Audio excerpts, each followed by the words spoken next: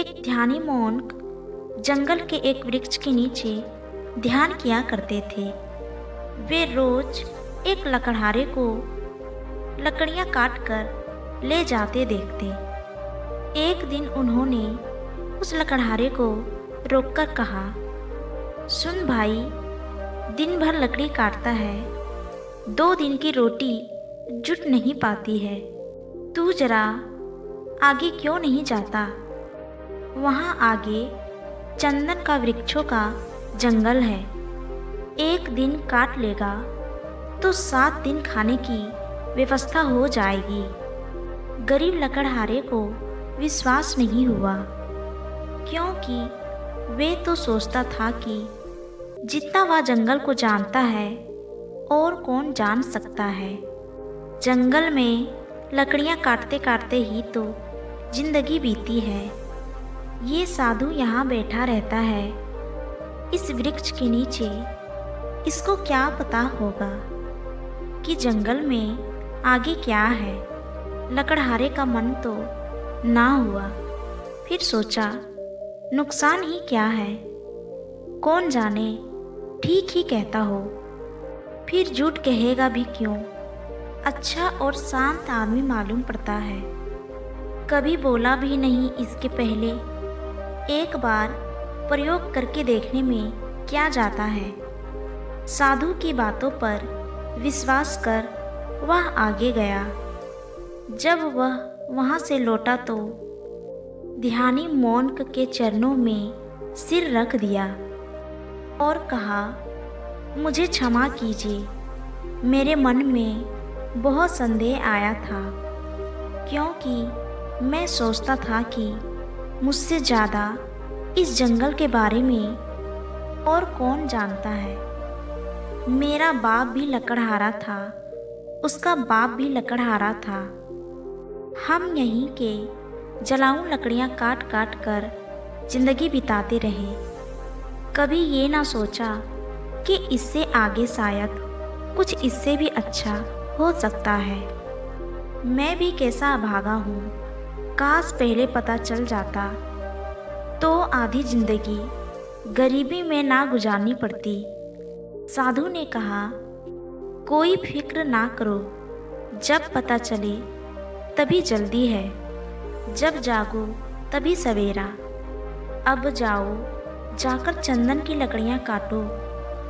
अब उस लकड़हारे के दिन बड़े मज़े से गुजरने लगे। एक दिन लकड़ियाँ काट लेता, 7-8 दिन जंगल आने की ज़रूरत ही ना पड़ती। बाजार में उनकी इतनी कीमत मिल जाती। ऐसे ही दिन गुजरने लगे। लकड़हारा हफ्ते में एक दिन आता, चंदन की लकड़ियाँ काटता और जाकर उन्हें बाजार में बेच देता। एक दिन जब लकड़हारा लकड़ियाँ काटने जा रहा था तो उस मोंक ने उसे रोककर कहा, तुम तब से चंदन की लकड़ियाँ ही काट रहे हो, आगे नहीं गए। तुम्हारे मन में कभी ये सवाल नहीं उठा कि इस चंदन के आगे भी कुछ हो सकता है। ये तो मुझे समझ ही नहीं आया। ये तो मेरे मन में सवाल नहीं आया कि चंदन के आगे भी कुछ हो सकता है, लकड़हारे ने कहा। फिर उस मोंक ने कहा, चंदन के जरा आगे जाओ तो वहाँ चांदी की खदान है। लकड़ियाँ उकड़ियाँ काटना छोड़ो, एक दिन ले जाओगे तो 2-4 महीने के लिए हो जाएगा। अब तो वह मोंक पर भरोसा करने लगा था। बिना कुछ सोचे वह भागा। वहाँ जाकर देखा तो सचमुच चांदी की खदान थी। वह खुशी से उछलने लगा। अब तो वह 4-5 महीने में एक बार आता, चांदी लेता और अगले 4-5 महीने आराम से रहता। ऐसे ही कुछ साल गुजर गए। एक दिन जब वह चांदी लेने जा रहा था तो वह मोंक उसे फिर उसी पेड़ के नीचे बैठा मिला। उस मोन्क ने लकड़हारे से कहा, अभी भी तुम चांदी ही ला रहे हो? थोड़ा और आगे जाओ, वहाँ सोने की खदानें हैं। जब वह लकड़हारा चांदी की खदानों से कुछ मील आगे गया तो देखा कि वहाँ सचमुच सोने की खदानें थी। इतना सोना जो उसकी पूरी जिंदगी बदल सकता था। सोने की खदानें का पता चल जाने के बाद अब वह लकड़हारा एक बार सोना ले जाता और साल भर तक जंगल नहीं आता। उसकी जिंदगी बड़े आराम से गुजर रही थी।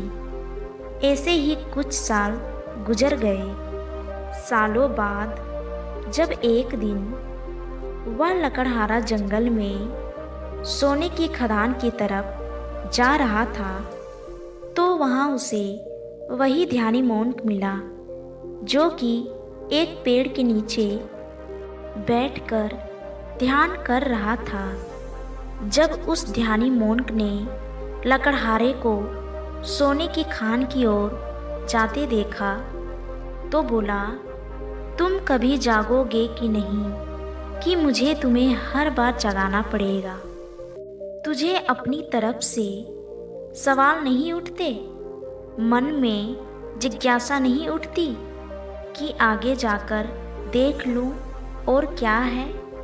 लकड़हारे ने कहा, मैं भी मंदबुद्धि, मुझे यह सवाल ही ना आया। मैं तो समझा कि सोने से बड़ा और क्या हो सकता है, बस यही आखिरी चीज रही होगी। मोन्क ने कहा, अरे भोले इंसान, सोने की खानों से आगे जा, तुझे वहाँ हीरे की खदानें मिलेंगी। जब वह लकड़हारा जाकर देखता है तो उसे अपनी आंखों पर भरोसा नहीं होता। वहाँ सचमुच हीरे की खदानें थी। अब तो लकड़हारा एक बार हीरे ले जाता और कई सालों बाद वापस जंगल में आता। समय के साथ वह लकड़हारा बूढ़ा हो गया। एक दिन जब वह हीरे लेकर जंगल से वापस आ रहा था तो उसी पेड़ के नीचे उसे फिर वही ध्यानी मोन्क मिलता है। मोन्क ने कहा, अरे ना समझ, अब तो हीरो में ही रुक गया। अब तो उस लकड़हारे को भी बड़ी अकड़ आ गई थी। वह बड़ा धनी भी हो गया था, महले खड़े कर लिए थे। उसने कहा, अब छोड़ो, अब तुम मुझे परेशान ना करो। अब हीरे के आगे भला और क्या हो सकता है? उस मोन्क ने कहा, हीरो के आगे मैं हूँ। तुझे ये कभी ख्याल नहीं आया कि ये आदमी आराम से यहाँ बैठा है, जिसे पता है हीरो की खदान का, वह हीरे नहीं भर रहा। इसको हीरो से भी आगे, हीरो से भी बड़ा और बहुमूल्य कुछ मिल गया होगा, तभी यहाँ निश्चिंत से पेड़ के नीचे बैठा रहता है। तुझे ये कभी विचार नहीं आया? उस मोन्क की बातें सुन वे लकड़हारा रोने लगता है और उस ध्यानी मोन्क के पैर पकड़ लेता है और कहता है, मैं भी कैसा मूर्ख हूँ जो ये देख ही नहीं पाया कि जिसने ये सभी सोने चांदी हीरे जवाहरात छोड़ दिए, उसके पास जरूर इन हीरे जवाहरात से भी बड़ा कोई धन होगा। मेरे मन में ये ख्याल ही ना आया।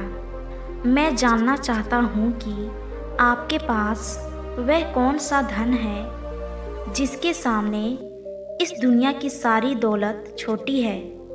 लकड़हारे की बात सुनकर वह ध्यानी मोन्क उसे बोलता है, वही तो मैं तुम्हें बताना चाहता हूँ। उस धन का नाम है ध्यान, लेकिन मुझे तो ध्यान करना आता ही नहीं।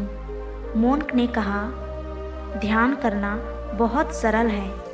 बाहर का धन बहुत इकट्ठा कर लिया, अब जरा भीतर की ओर मुड़ जाओ।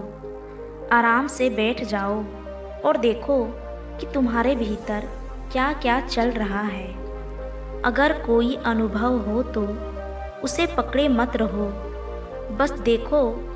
हो सकता है तुम्हें परमात्मा मिले, लेकिन तुम्हें उन्हें भी नहीं पकड़ना।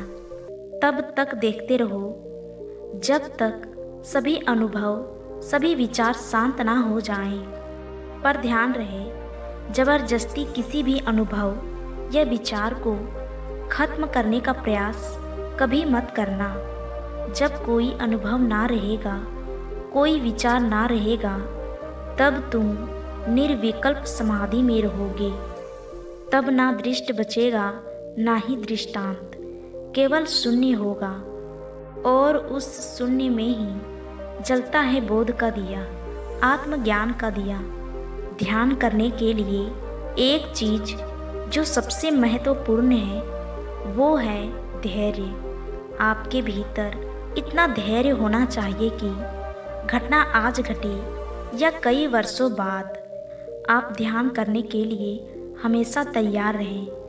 दोस्तों, आप भी धैर्य के साथ ध्यान करना शुरू करें। धन्यवाद।